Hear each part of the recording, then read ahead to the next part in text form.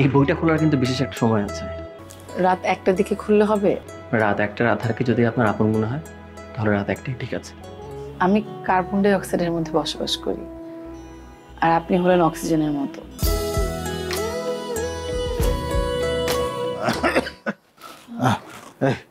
আপনি আমার বাসায় আসবেন আমি কল্পনা করিনি।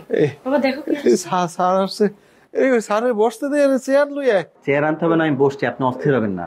আরে দেখো দেখি। শান্ত হন। কিন্তু বাইরে গেলে করাই আমি কখন বাইরে গেলাম? তুমি তো বললে আমার কপালে জল পড়ে দিতে। স্যার গত 2 দিন ধরে ভীষণ জ্বর, বিছানা থেকে উঠতে পারি না, মনে হয় বেশি দিন নাই। বড় স্যার মনে হয় খুব রাগ করতেছে না? না না না, সেরকম কিছু না।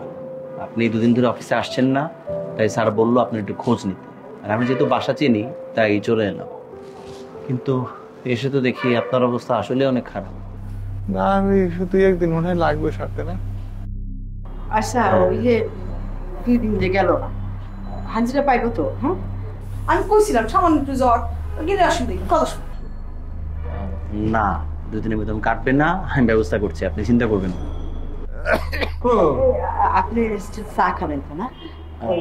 সোফা দিয়ে বসে ওই যা যা বাবা সাড়ে সাদে সাদে সাড়ে সাদে সাড়ে সাদে একটুখানি জ্বর হচ্ছে, ভাব করতেছে কেন?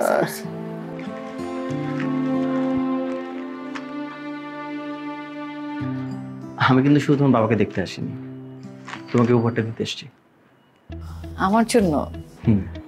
কি এটা? বই। এই বইটা খোলার কিন্তু বিশেষ একটা সময় আছে। সেটা কেমন?